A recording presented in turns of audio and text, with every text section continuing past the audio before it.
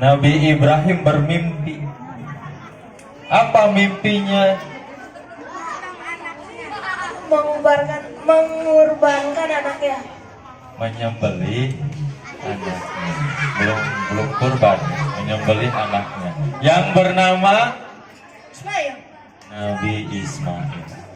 Pada mimpi yang pertama, Nabi Ibrahim tidak percaya. Wah, ini mungkin syaitan yang menjelma menjadi Tuhan dan memerintahkan saya untuk menyembelih anaknya. Dan ternyata mimpi tersebut berulang-ulang sampai ketiga kali. Baru disitulah Nabi Ibrahim percaya bahwasanya ini adalah perintah Allah.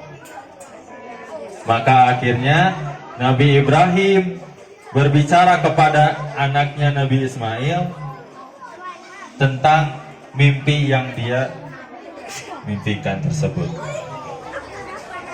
Tapi setelah Nabi Ismail mendengar hal itu, Nabi Ismail ternyata rela takdim kepada orang tuanya, kepada Allah Subhanahu wa Ta'ala. Untuk apa? Mengorbankan dirinya atas perintah Allah.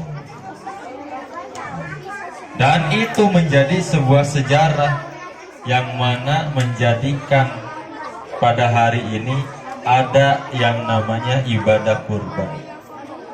Maksudnya apa? Jadi meskipun kita belum bisa kurban sapi, belum bisa kurban kambing, domba, setidaknya kita mengorbankan harta benda kita dengan cara apa? Bersedekah, berzakat. Nah, itu sebagian dari. Bahkan ada sahabat yang tidak mampu untuk kurban sapi, unta, tidak mampu untuk kurban kambing, tapi beliau tetap ketika Idul Adha beliau mengorbankan ayam. Karena apa? Karena kurban ini memberi pelajaran kepada kita untuk berbagi kepada orang-orang yang membutuhkan, kepada kerabat kita, dan mengorbankan harta kita sedikit untuk berbagi.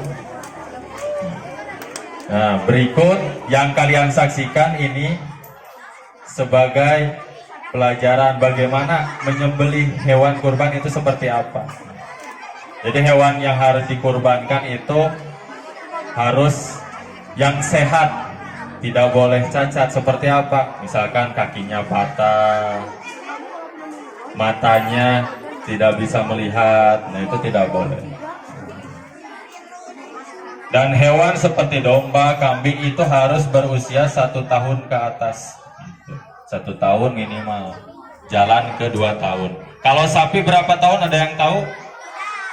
2 tahun. Kalau unta 5 tahun. Nah, dan untuk cara penyembelihannya bagaimana? Nah, seperti ini yang kalian lihat. Jadi kambing itu atau hewan kurban itu harus menghadap ke kiblat, dengan berarti berbaring ke sebelah kiri dan menghadap ke kiblat. Nanti sambil ketika disembelih sambil mengucapkan bismillah, sholawat, takbir, lalu doa. Itu langsung praktek kalau Pak Ustadz nanti langsung bisa sembelih. Jadi mohon disaksikan dengan baik, diambil pelajarannya dan diingat sejarahnya dan pembelajaran untuk hari ini. Karena nanti ketika kalian masuk kembali ke sekolah, kalian memiliki tugas. Tugas apa? Tugas menjelaskan tentang kurban dan sejarahnya. Mungkin cukup itu yang Bapak sampaikan, semoga bermanfaat. Bapak akhiri, wallahul muwaffiq ila aqwamit thoriq. Wassalamualaikum warahmatullahi wabarakatuh.